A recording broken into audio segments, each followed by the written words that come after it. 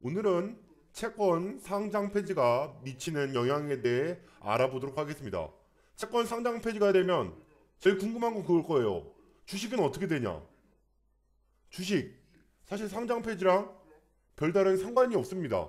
주식이 상장 폐지가 되면 주가 거래가 안 되니까 하락하게 되지만 채권 같은 경우는 상관이 없는 경우가 많습니다.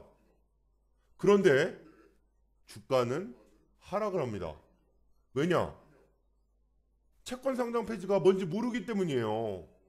사실 상관성이 거의 없어요. 채권 상장 폐지라는 얘기는 여러 가지 조건이 있습니다. 예를 들어서 가장 최악의 경우 채권을 상장한 법인이 위기에 빠졌을 때, 자본금이 거의 없을 때, 이런 경우에 상장 폐지 당하는데요. 이런 경우 같은 경우는 주가가 하락하는 게 당연한 겁니다. 회사가 위험하니까. 그런데 있잖아요. 그런 경우는 많이 생기지가 않아요.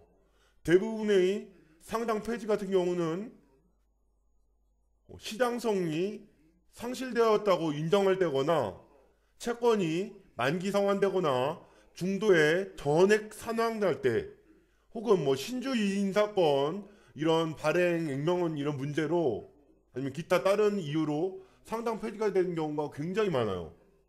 이런 경우에 어떤 찬스가 있을까요? 그래요. 99%의 사람들은 이 말이 뭔지를 모르기 때문에 주식을 마구 내다 팔아요. 그럼 똑똑한 사람들은 어떻게 합니까? 아유, 이런 바보들이 있냐. 채권 상장 폐지라는 말을 듣고 주가가 뚝 떨어지면 나중에 어떻게 됩니까?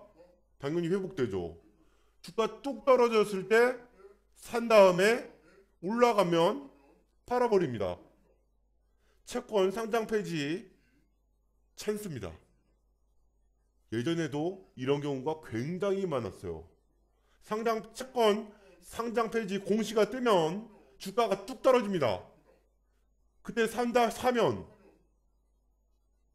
당연히 성공이죠. 뭐 물론 첫 번째 조건 그 회사가 어려워가지고 망하는 경우 이런 경우는 안 되죠. 하지만 채권 상장 폐지 주가하고는 전혀 상관없는 상장 폐지 시 주가가 내려가면 그 당시에 사면 대박이 날 수 있는 겁니다. 자, 오늘은 여기까지입니다.